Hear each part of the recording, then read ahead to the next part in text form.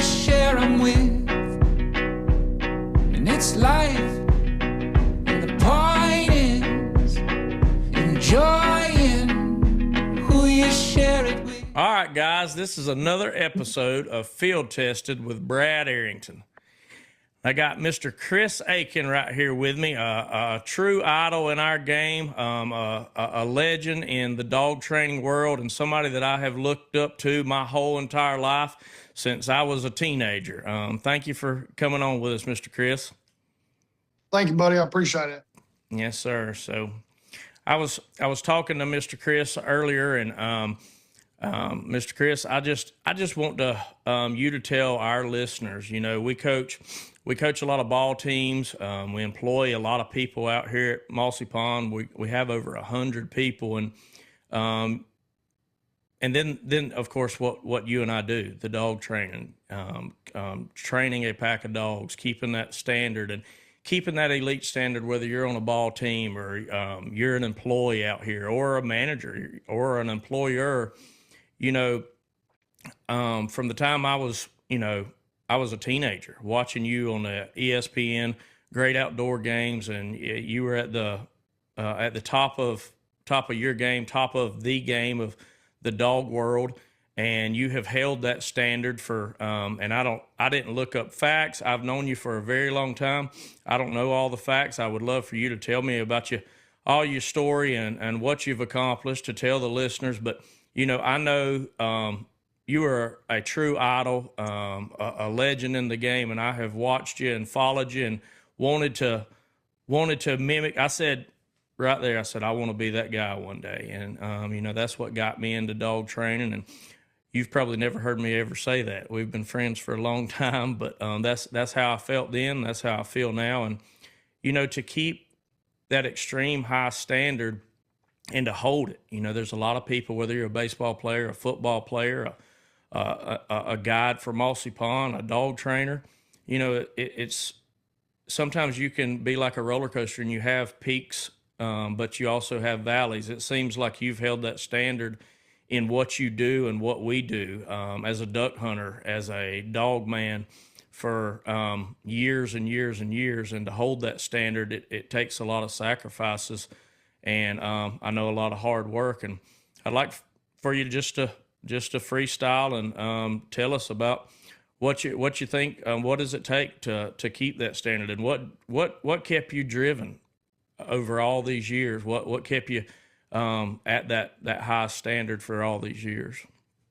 Well, Brett, I appreciate all the nice words. I didn't realize all that. It's pretty humbling listening to all that. But I'll tell you, I use this saying every day, and I use it all the time. And there's only one best, and there's only going to be one best of anything. And we always say we want to thrive to be the best. And I'm not saying I'm the best. I'm not at all, but I do thrive to be that. But you know, anytime that you're going to be the best in any venue, whatever it is, I think it's a lifestyle. It's not a decision that you make. We're going to hit it hard Monday through Friday, or we're going to hit it hard, you know, from 6 to 10 in the morning, or we're going to try it on Saturday or Sunday. It's a lifestyle. And Brad, you know what kind of sacrifice this business has. It's unbelievable. Number one, just the care of the dogs is 7 days a week, even if you don't ever put one in the field. It's a ton of time, ton of energy, an amount of responsibility from taking everybody's pet and companion and putting it in your care with a large number of dogs, and you taking care of it to the same standard that they do. So you've got to have the best of everything. And we do. I mean, we strive to have the best kennels. We have the best staff. We're overstaffed. It's a very labor-intensive deal. These guys that I have are what make me to the point that I've been so blessed in my life to have great help. I've had a lot of longevity with all my employees. I've got guys with me, been with me over 20 years. And man, I think that comes with some bragging rights. You know what I mean? Those guys are fantastic to me, and I try to return the favor and be fantastic to them. And had a lot of guys, 15, 16 years working for me and moved on to bigger and better pastures, and they're the best in their field. I mean, man, you can name off all those guys. And man, they're the best of the best in whatever field they're in now. But they learned how to work hard. They learned to take whatever they do as a lifestyle and crank on it 7 days a week. They wake up thinking about it. They go to sleep thinking about it, and they follow through during the day in, day out. Whether, I don't care what anybody does. If they're going to be a duck hunter, a deer hunter, uh, if they're going to work, play baseball, play football, play golf, whatever their passion is, it's got to be in your brain 24/7. And it's hard to do in today's world, especially with people like us, got families and kids and grandkids and all that kind of stuff. It's easy to get distracted. But if you're going to be the best, then you gotta make that sacrifice and crank it out. Yeah, that's that's the tough part that we deal with here, and something that why I started this podcast. I want to hear the best of the best in different professions, how they lead those teams. How do you just go through with a pack of dogs? Your famous dogs that you've had that I used to watch, Boomer, and the different ones that you've had so much success with. How do you keep that elite standard with a group of dogs? You spoke on your team there, and we talk a lot about team and your employees. But, what do you think the secret is and the balance of keeping those elite dogs? And, I remember pulling up the first hunt test, first time I ever met you, and you pulling off with, 22, 24 dogs. You had a huge chassis mount, gooseneck rig, but then you had some in your truck. And I was like, my gosh, he's got dogs everywhere. And I said, well, they've got to be some B's and C's in there. And it was literally 24 strong dogs. All of them looked good, all of them happy. They were cracking their tail going to the line. And to achieve that, we've had some success here at Mossy Pond over the years, but to watch that for the very first time, I was like, that's unbelievable. I got 2 or 3 back at the kennel, but how does a man keep a whole group of dogs of 22 to 24 dogs on the road like that and keep them to that high standard? So, what do you think, like with your employees and with the group of dogs? What is your secret? Because if you push too much, they break. If you let them run over you, they take advantage of you. What is your secret to that balance with your employees to have such a successful business as you do? And to have a successful business, that means you're an amazing leader. You've led those employees and they trust you. They work hard for you. And to get guys to work 12 and 14, 16 hours a day, and to get those dogs to run 4 setups a day, 6 days a week, then go on the road. What do you think the secret? What is your take on the secret of keeping the dogs and a pack of dogs and all your employees happy and keep them going? Well, the dog part's the easy part for that because you can really hand select it. And, I've been doing this now for 35 years, at a big level.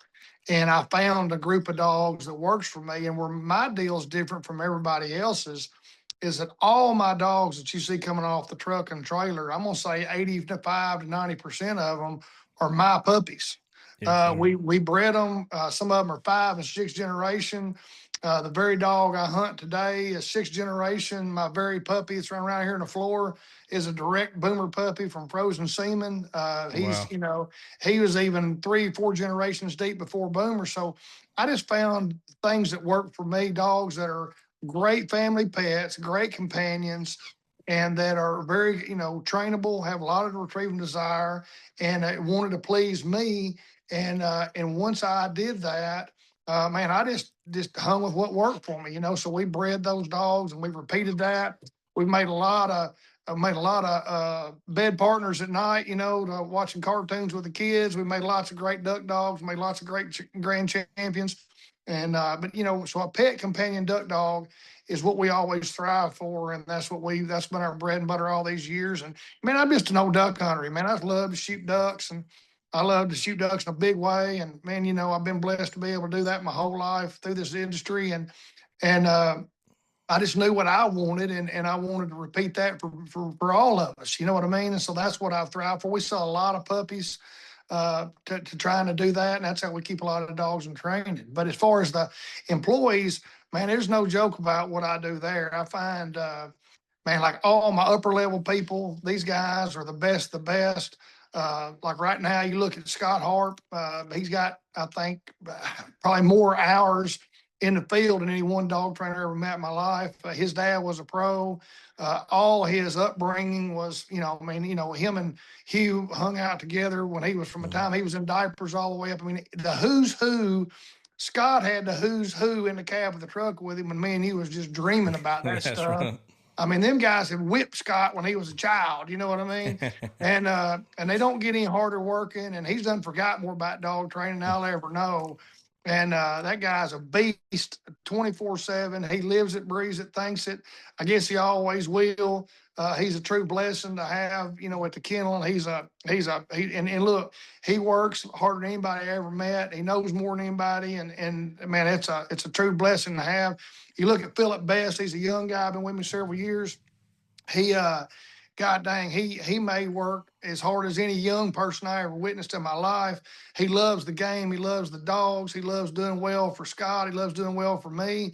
Just a wonderful guy. Even all the way down to my bird boys. I mean, I got bird boys that's worked for me for 23 years. I mean, I was thinking today, I need to shoot a picture and just say, this guy right here and put on Facebook. I wonder how many birds this guy's thrown in his life.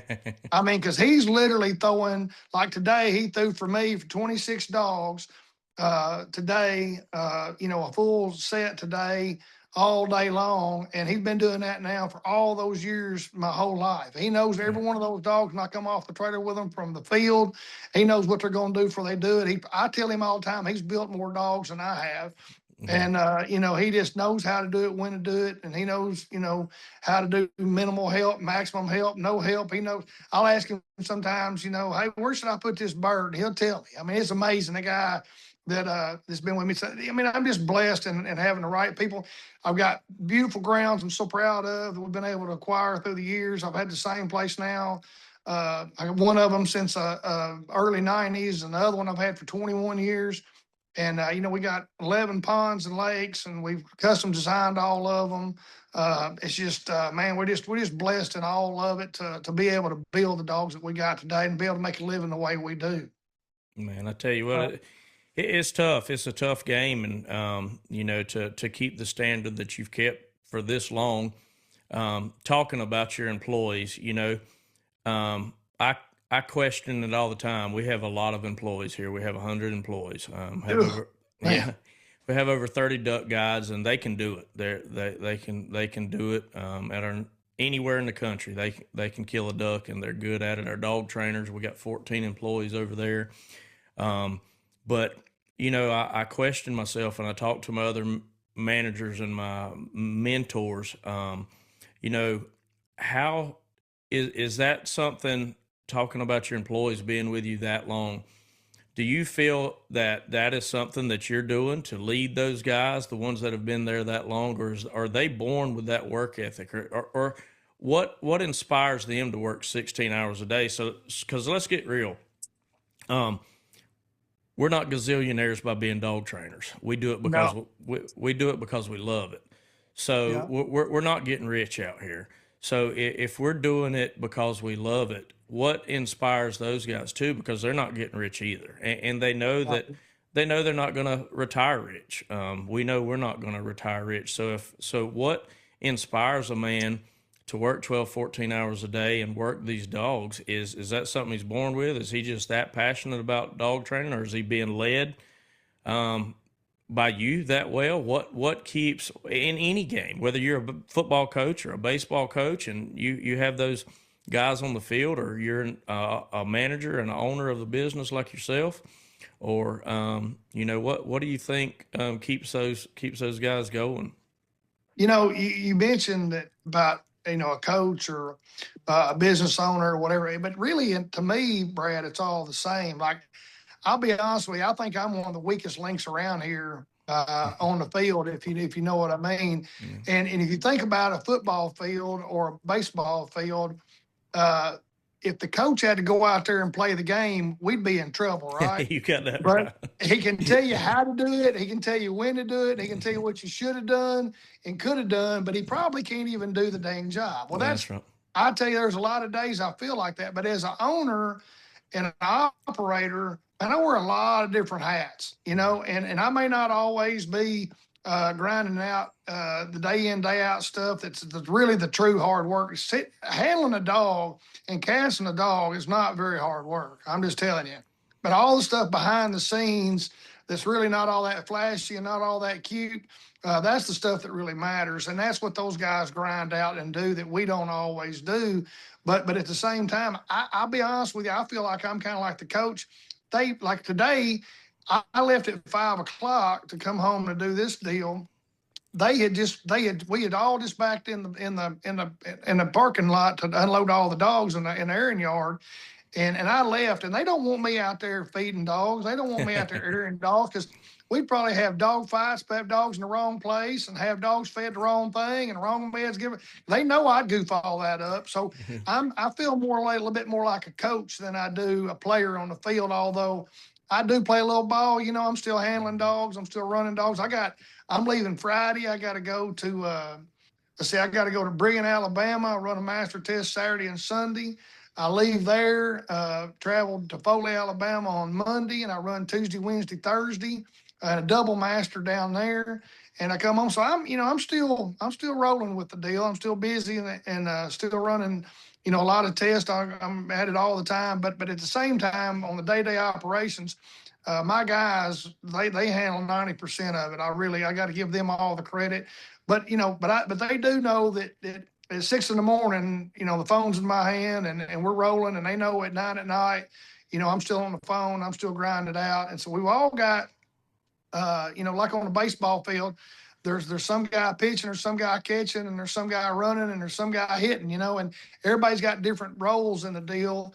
And the coach is over there orchestrating the whole deal. And so I'm a little bit of a player and I'm a little bit of a coach. You know what I'm saying? But I do work hard, and they know I work hard. They see me on the phone 8, 9, 10,000 minutes a month, you know, making the ball go round and round. And so we all have our place on the field, but without my guys, I cannot do what I do. And like I say, I've had some great ones, you know, man, I've had the best of the best, you know, on all my trainers, been very blessed. Still think all of them as family. Man, just can't be more proud of the people that's behind me through my career. Because without all these guys, you know, it just wouldn't be possible for us to have done what we do and what I've accomplished. You know what I mean? So I got to give them all the credit. But you know, so I don't want to single-handedly take any of that, because that's not true at all.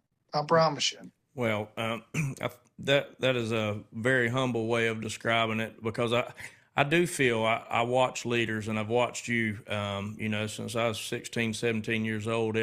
Everything I watch on the internet, I watch on the results, retriever results. I watch what you do, and, you know, as a leader, and that's what you are for your team and your dogs over there, you have to inspire them, that you have to want them to work. I know you're an entrepreneur, and you have a lot of different businesses and a lot of different hats that you wear, but to get up and to be on that phone at 6 a.m. and to get out there and still run tests and be on the road away from the family and stuff, I do think that that's something that has to be in place as any leader.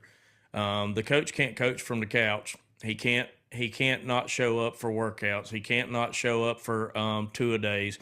He has to be in the blistering heat. He has to be out there in the rain. And as a true leader, one thing I've learned, I'm an entrepreneur as well, and I've built some businesses, and they've struggled. And what I've learned, there's one key component. If you're not active and you're not in that business, typically it's not going to work. You have to be there. Now, you may not have to be the shortstop, like you said, or the pitcher on the field, but if you're not engaged with those guys and leading them and showing them that you're going to get out there and do it too, you know, and I definitely feel that with everything that I know about you. They watch you, so I mean, if Mr. Akin's going to be out there, they back you, and the way your dogs respond to you as well. I mean, that's something that, I mean, it is truly amazing I mean, I've watched you for over 20 years, and they're always happy. They always look good. They're always ready to work, and they always perform. And that is a hard balance and here's the thing, you can't train those dogs on the couch. So now, there's two things to add to that. Number one, with 35 years deep in this deal, when I ran my truck today, my son, he was out there today, and he was taking some pictures and some videos and stuff for us today. And we got done, and he hadn't seen me run them, I guess, and since last fall. He was just out there today the first time. And he told me, they said, Dad, you got a really, really strong pack of dogs out here today. And he said, it's so fun to watch you still enjoy it after all this time. And I do, man. I love training dogs. The only one thing I love more than that, and that's shooting ducks. You know what I mean? Right. And so thank God duck season ain't 12 months out of the year. I sure enough before. But I do love it because I think it all goes hand in hand. And for me, it does anyway. But when I was 9 years old, Brad, I want you to think about this. When I was 9 years old, I was sitting in an orthodontist office waiting on my turn. And there was a needle pointed deal on the wall. And it said, ignore your teeth, they'll go away. I'm going to say it again. Ignore your teeth, they'll go away. And I was 9 years old. I'll never forget this as long as I live. And every time I went in there, I looked at that sign, just studied it. And I realized that no matter what you replace the word teeth with, it's the truth. Right. Ignore your wife, she'll go away. Ignore your business, it'll go away. Ignore your dog, it'll go away. Am I lying? That's right. And so if you got your hand stuck up in the middle of it, it probably ain't going to get to go too far, right? That's right. So I promise you, no matter what you and I have been a part of, we can't be a ghost. We got to be up in the middle of it. I know your operation is a monster. I know you got your hand in every bit of it. You're all up in the middle of it every day. I know you hit the ground running like I do every day. And hey, that's what it takes anymore. You know what? It takes a lot of money to live, just to get by, just to make ends meet, and that's really all I've ever got to do is just make ends meet. And we've been blessed to be around a lot of great people. But my inspiration comes from my clients. This is not a real inexpensive game. And so all the people that I have for bosses, they're all well-to-do people, right? And all these well-to-do people, they're busier than a one-arm paper hanger, right? And I've seen that my whole life. And why would they expect less from me than they do themselves? Yeah. They're paying me to get results. They're paying me for a product, and they work hard for their money. They work hard for it. So I got all these bosses, and I watched how hard they crank it out and what they have to go through day in, day out, and how much they travel and how much the sacrifices they have to give. And man, I've lived that way my whole life. I mean, I have it. It's not. I'm by no means ever tooted my own horn, but hey, I never wanted to be completely broke or poor. I need enough duck shells to get me through the winter and some new decoys. And man, that's all I've ever desired to do. And so this is what we do to get there. You know what I mean? So anyway, it's been in my eyes, it's been a pretty simple life because I just love training dogs, love being part of the people. I probably had 10 clients there today. And in and out, they were in and out. We had them from all over the country there today, and we had a friggin' ball. I would not, if you asked me if I worked today, I would probably tell you I did not have to work today at all. And we ran all day today, and we had some great weather today too. Yesterday, 22 degrees, wind blowing 25. It was horrible. It was a tough day to be out there. We didn't have any clients yesterday. But today it was, high 50s, low 60s, had 5-10 mile an hour south wind.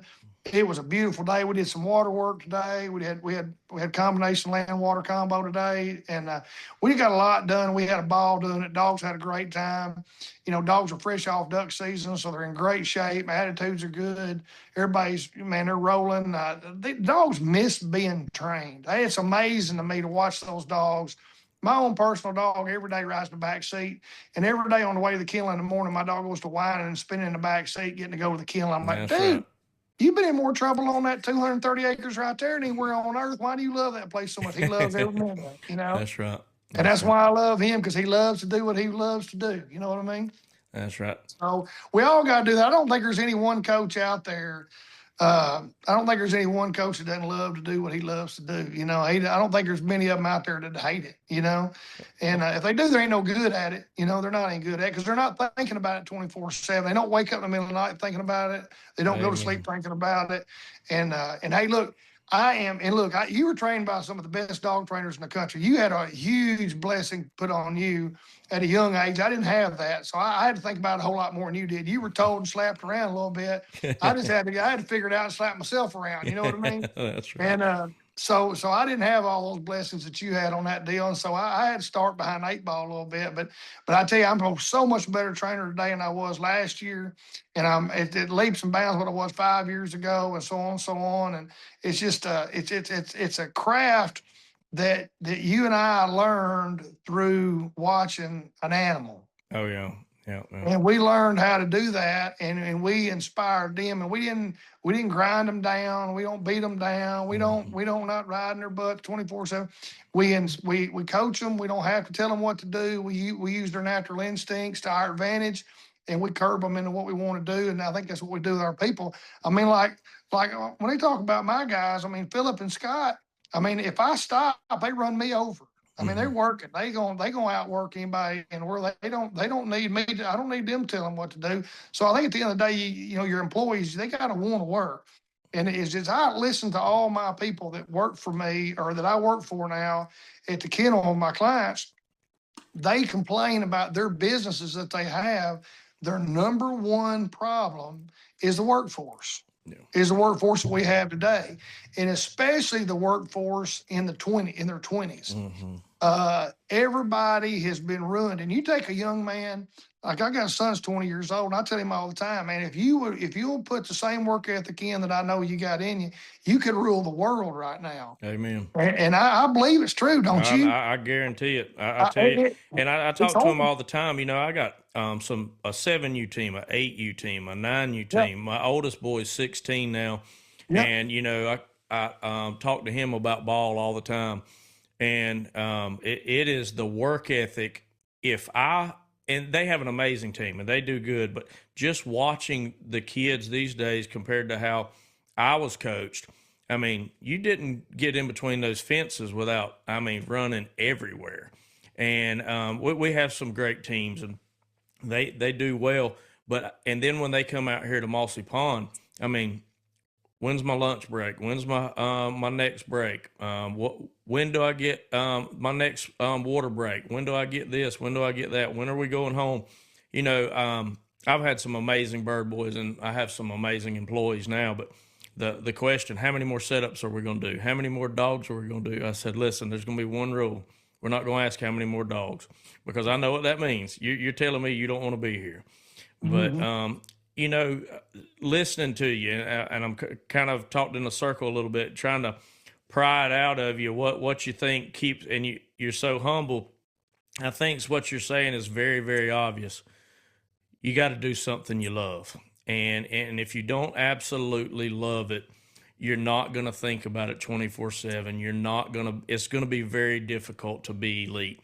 I was a diesel mechanic right out of high school and worked at CSX. And some amazing guys out there. And in my area, it's called Waycross. The town was named because of Waycross, you know, because of the railroad tracks across there. And it has the biggest shop. I don't know all the specifics now, but it's one of the biggest shops east of the Mississippi. And if you worked at the railroad, you had the best job around. And I worked there for over 5 years, and you do not leave the railroad. If you work at the railroad, you have the life that everybody wants.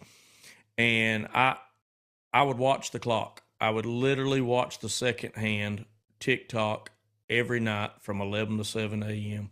And it was the most miserable 5 years of my life, because I would watch it. Now, I was training dogs all during the day, and that was part of the reason, because I was so passionate about training dogs. I was ready to get out of there. But just like you say, I catch myself at 9 and 10 o'clock in the morning wishing that time would slow down. I'm not getting enough done. Slow down. Is it already 11 a.m.? Yeah. And ever since the day I walked out of the railroad, and I did it the right way, it wasn't ugly. I went to the office and told them this wasn't for me. I'm not passionate about it. And, you know, I farmed as well. So I was pretty good as a mechanic, but I wasn't passionate about it. And, you know, I actually got out of farming later because of the mechanic that came along with farming. But I think the thing is, my daughter Hadley, she's an amazing athlete and is a very determined person like me, and almost to a fault. She can be stubborn, but I told her she's a gymnast and she cheers and she does really well. She excels in cheer and in gym, but I told her she ought to pick up another sport while she's young, because when she gets older, she's probably going to go to a one sport person. She's really good at cheer and competition cheer. When she picked up golf, and I said that's one of the hardest games out there, and she's fighting adversity as an eighth grader with it right now, but she doesn't wake up thinking about, hey, at 7:30, I'm gonna go out there from 7:30 to 8 and go hit a golf ball in the front yard before my mom takes me to school. She's out there doing flips. She's stretching in the living room. And that shows me right there, it's very obvious. She is a nut about gym. She is a nut about cheer. She is Brad Arrington when it comes to a dog. She is Chris Akin when it comes to duck hunting and dog training. And, I think a lot of people, if I was talking to young people, when I interview them out here, I tell them, look, if you're not silly passionate about being a cook and preparing food where you're going to put a smile on these customers' face, you don't need to cook for Mossy Pond. If every day when you hold that puppy up or stand over that dog, you don't look at him just like that puppy that you first smelled puppy breath when you were 6 years old, this isn't for you. This isn't what you need to do. If every morning you put on those waders at 4:30 and you have to get all your decoys ready, you have to get the boat running, you have to get the ice off of the boat, you have to have an ice scraper out there, all of the work that some people that aren't passionate about duck hunting would say, y'all are crazy. I have some great friends that, are you out there in that cold weather again this morning? But I love it so much. You love it so much. That is what drives us. Now, if you would have been a diesel mechanic or you worked for NASA, just like me, we probably wouldn't have excelled like we have. So I think finding what drives you, what makes you tick when you're getting going in life, before you have that family and kids and you have to do these professions that you're not so passionate about and you don't care if you're elite at. I think that's part of the reason, and what I'm hearing out of you is, for your bird boys, your dog trainers, yourself, you're just nuts and passionate about what you do.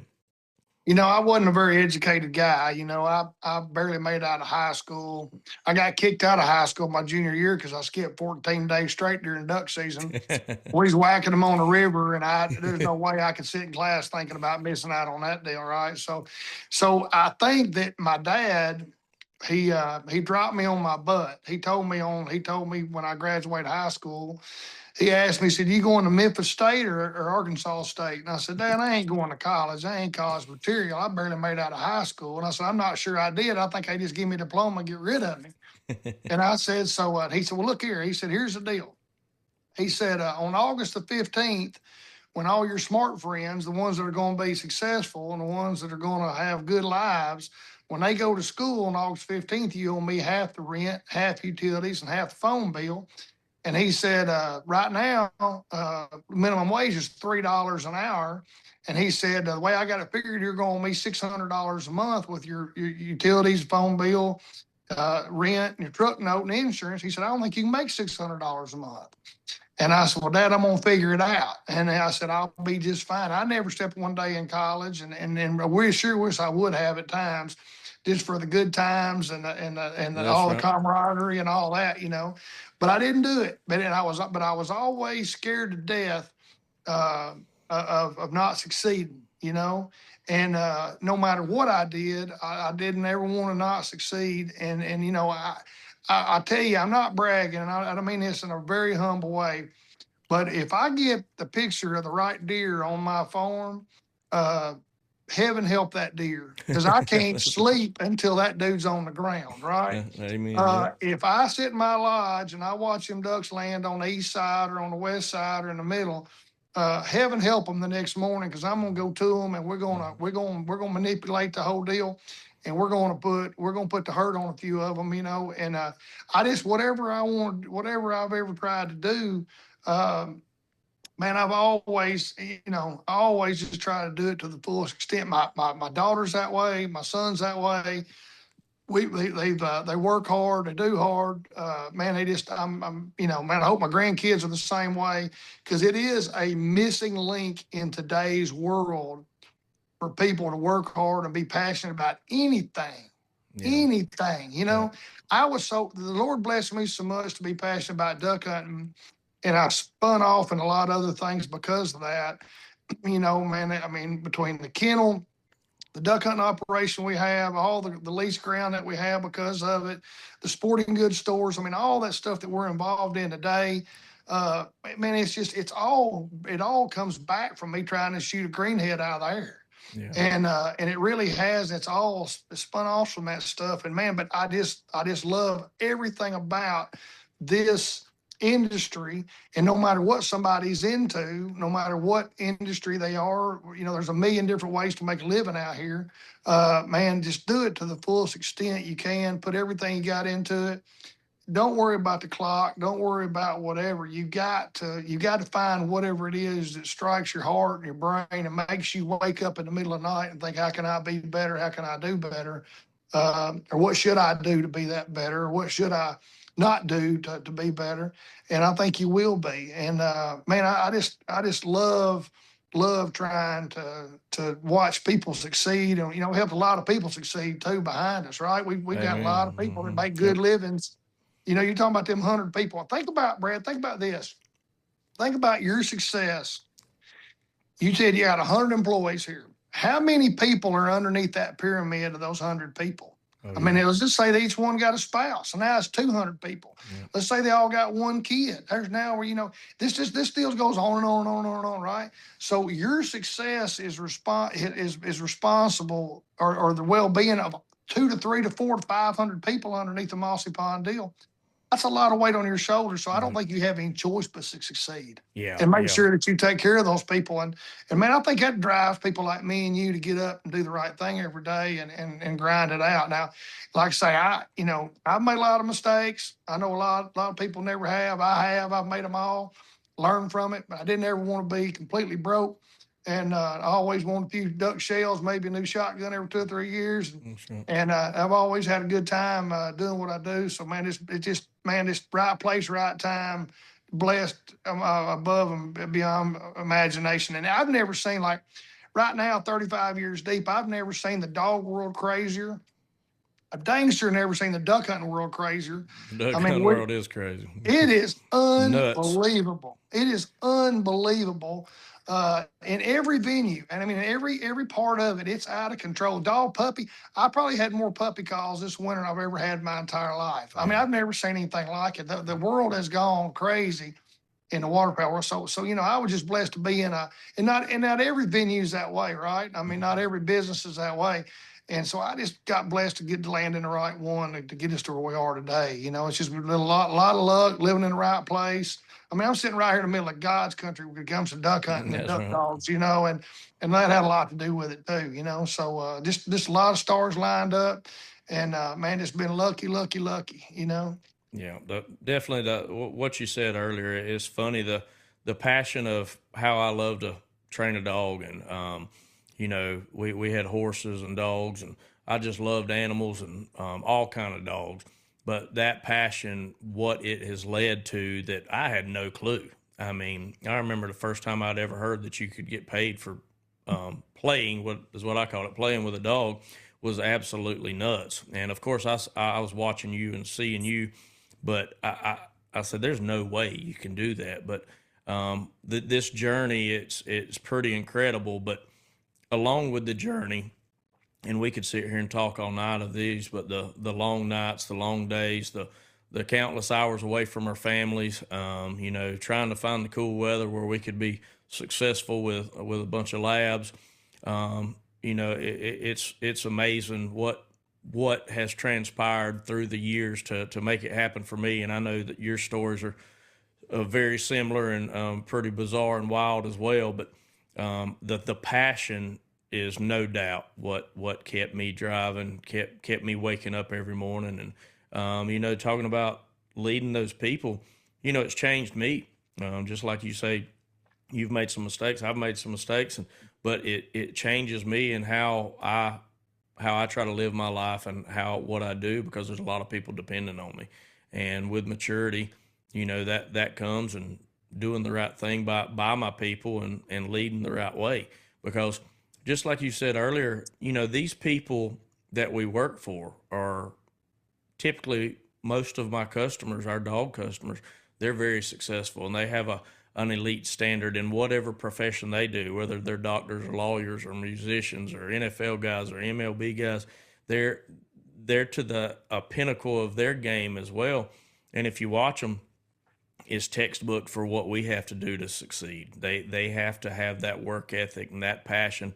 But every one of them, you can just see their eyes glow when they talk about, if they're a brain surgeon, how they saved this guy's life, and how they wake up every morning, how I have to be better to save the next life. Or the NFL guy, the amount of time that they put into nutrition and, their workout program. It is nuts, but that it solidifies what I already knew. You have to be passionate about what you do day in and day out, and you have to love it, and you have to be stubborn enough to not get beat by the hard days.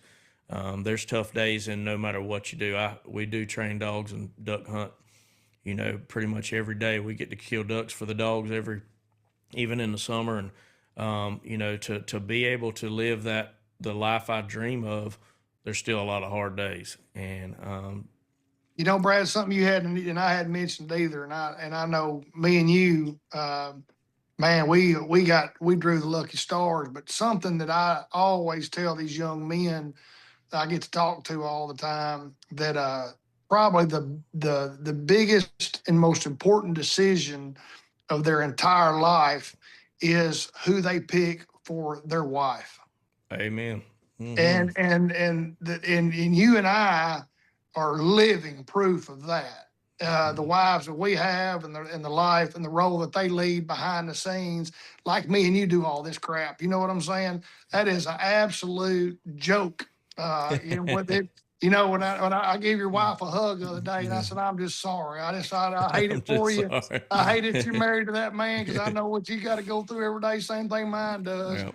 And the way they grind every day and what they do behind the scenes, it makes us look like we're really getting after it and doing something that we're really not. I mean, those girls keep it all rolling, and man, they take care of them babies, and they take care of the house, and they take care of all stuff. So we can focus on what we focus on. Because I mean, man, if we had to do all that, Brad, we wouldn't ever made it out of first base, right? My goodness. And them girls have made it. So I'm gonna tell you, I don't know how you explain it. I don't know how you tell them. I don't know how you can guide them to it.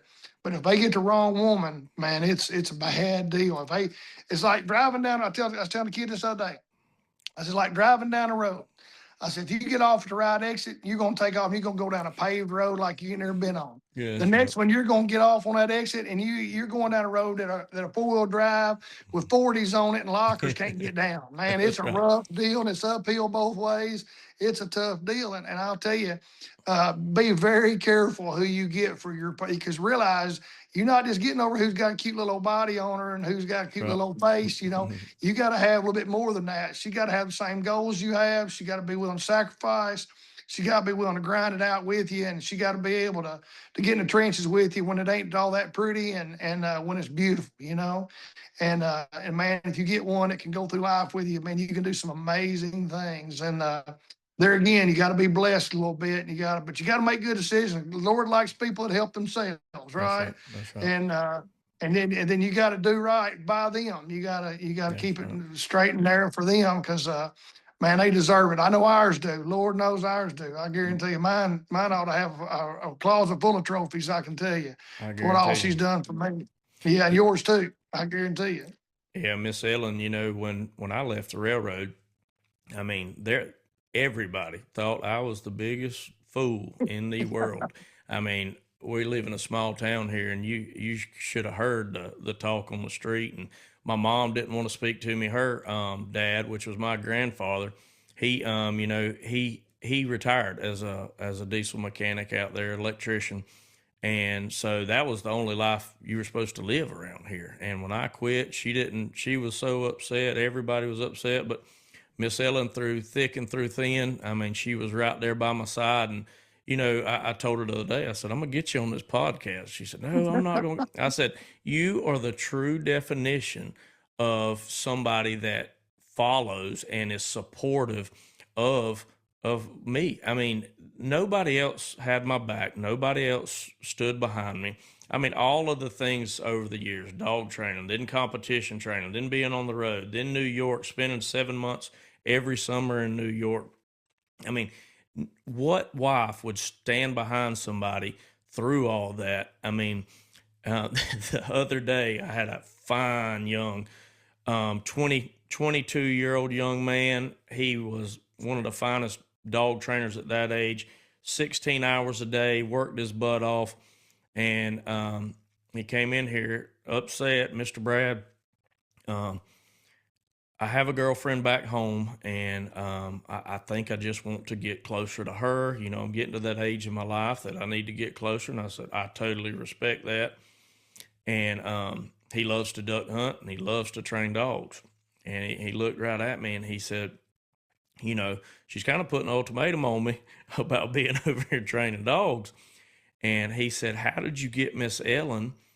Because even if I'm home, I want to be training dogs 12, 14, 16 hours a day. I want to duck hunt, 60 days of the year, if not more, chase them up and down the country.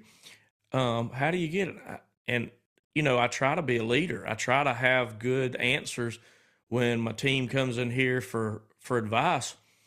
And I sat there for a minute, and I know he could tell the hamster was turning the wheel, but I wasn't getting anything out. And I was like, I don't know, man. I think it was heaven sent. I was blessed that Miss Ellen came along and she was mine, because I could have went down the wrong road, picked 100 different ones, and there's no way I'd have hit like I hit.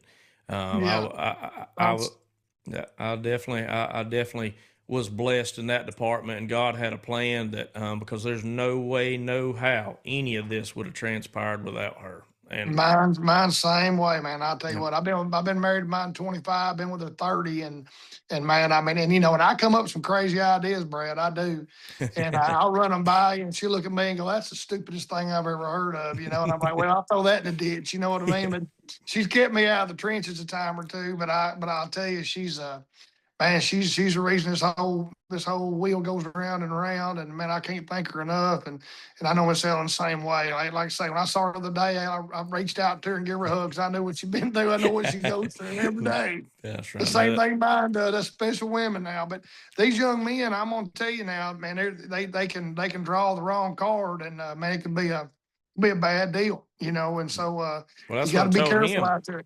That's what I told him. I said, you need to have deep conversations about what you are. And if you're this passionate about it, she needs to understand what she's signing up for, because it's not going to be an easy road for her. And for you to change, I mean, if you do a 180 and totally change for her, that's great. That's amazing. Back her. But if you're what I see you are at 22 years old, when all your buddies are doing different things and having fun, and you're out here playing with dogs with me, I know what's in you, and it's hard to come by. I've had over 100 young men come through this program that thought they wanted to be a dog trainer or thought they wanted to be a duck guide out here. Well, once they see what it takes to be a dog trainer, then most of the time they don't want it. This young man, he's a dog trainer. He's a dog man, and he's a duck hunter, but he has a special young lady in his life, and he went home to her, and I hope he's blessed like me. I hope he picks the right one.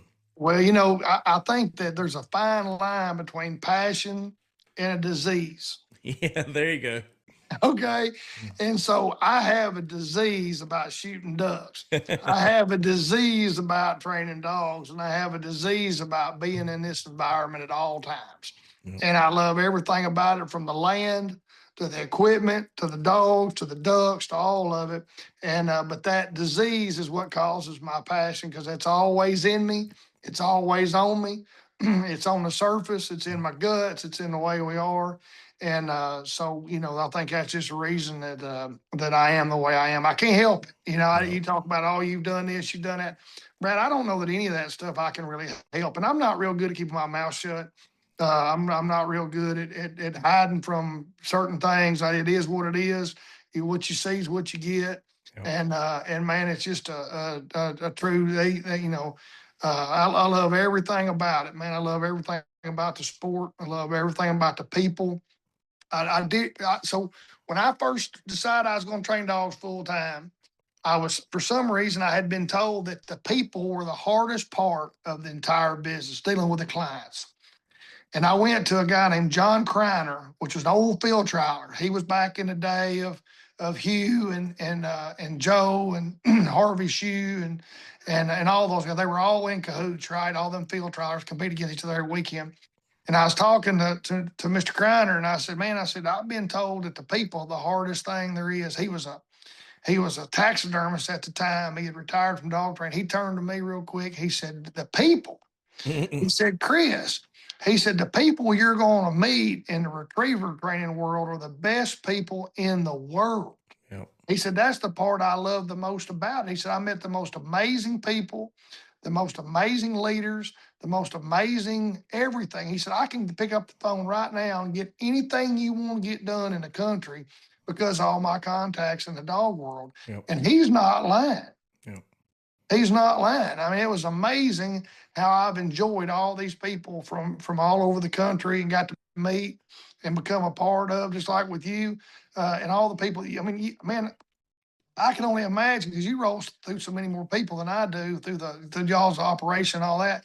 I mean, there's just not many bad people in the waterfowl world, No. No. And, If they love dogs, most of the time they're Yeah. solid. So dog people are good people, and you hit on something right there. I'm just a dumb old dog trainer, but with these people in my back pocket and people that could mentor me in being an entrepreneur and being a business owner, I mean, I had no education on that at all. I had no way of building a business, no knowledge on building a business, how you become an entrepreneur, how you build a business, how you get involved in different things, how you build relationships. But I loved the dog so much, and then they would bring it to it, and they're sitting in the chair next to me while I'm training their dog, and them talking to me about their businesses and mentoring me, and very successful business owners and managers and CEOs and CFOs talking to me about money. I mean, like you in school, I love the outdoors, and I played ball. So school was the last thing on my mind. I did not like school. So every waking minute I was thinking about something else.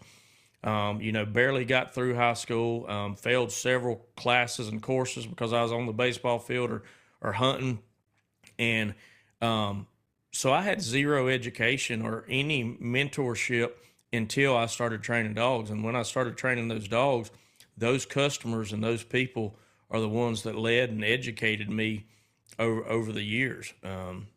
Surprisingly enough, I don't doubt a bit. I mean, because everybody loves to share their craft with you, just like we do. You know what I mean? Yeah. We love to share our craft, and everybody's successful. They love to mentor and share their deal. It's not a secret. None of this is a secret. And but hey, I tell you, guy told me one time. He said the most successful. The one thing that stands in between you and somebody that's successful is the front door. Yeah. Mm-hmm. Yeah. The front door. And I tell my son that all the time. You get your butt out of bed at 6 o'clock and you swing for the fences until dark, something's going to happen. You're going to make some money somewhere. You're going to figure out where you're at. You're going to figure out where you need to be. You're going to figure out what you need to do, and you'll be fine. But you got to get your butt out of the house and go to work. And that's what people won't do today. Yeah. And I tell you, Brad, I'm worried about this country as far as where we're going to be in 30 years from now. When I'm laying in a nursing home, I don't know who's going to be there to take care of me. I'm sure it's going to have to be a robot because, man, it's just the labor force has gone down so bad. And I don't know that we're not at the point of no return.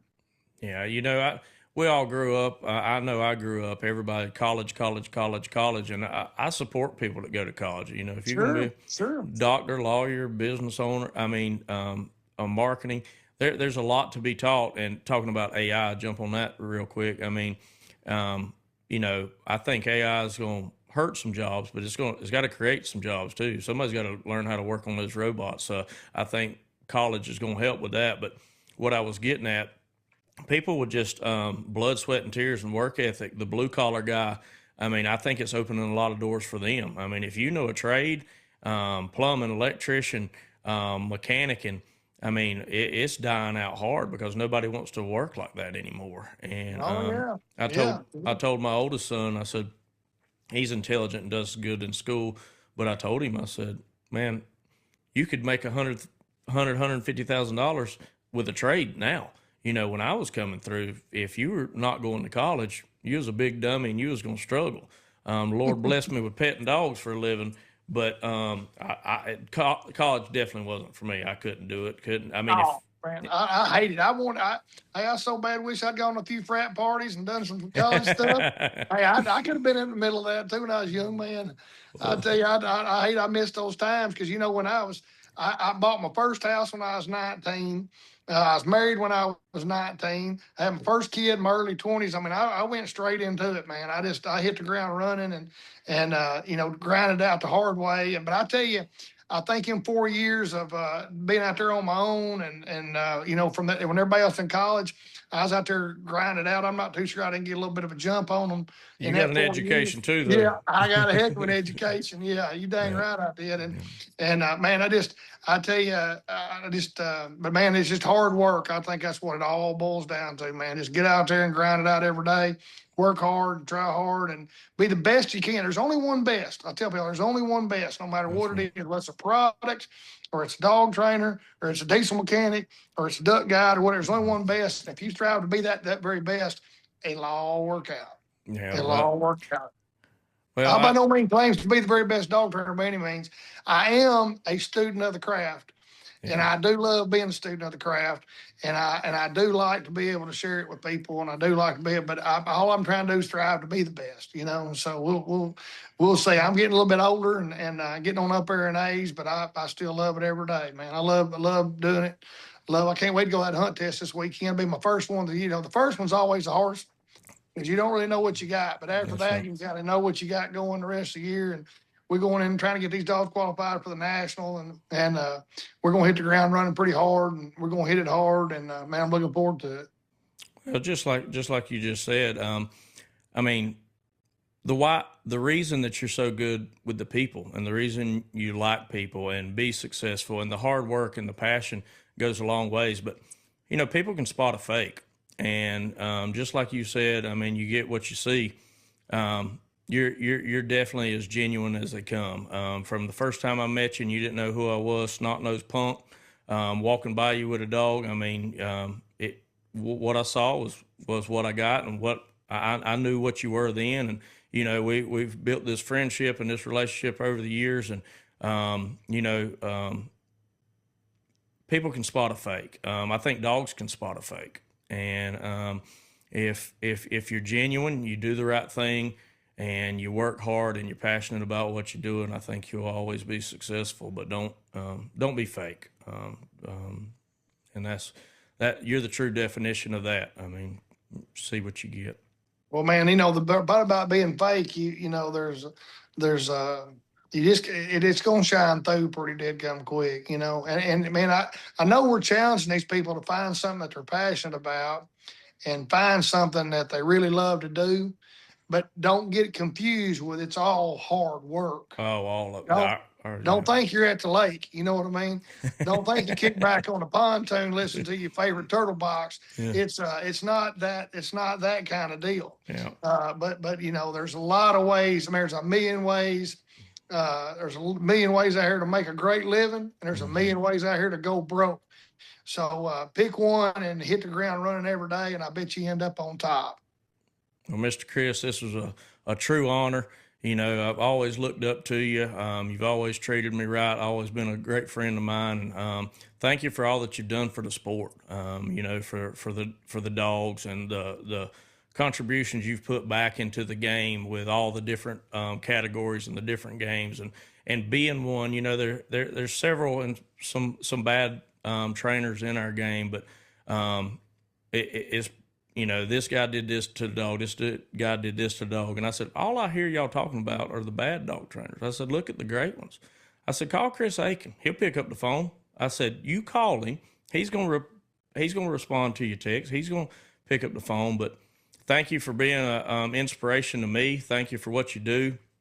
And thank you for this time on the show today. And I greatly appreciate that for me and for the listeners. And I appreciate you. Man, no problem. Enjoyed it, buddy. Yes, sir. This is another episode with Field Tested with Brad Arrington.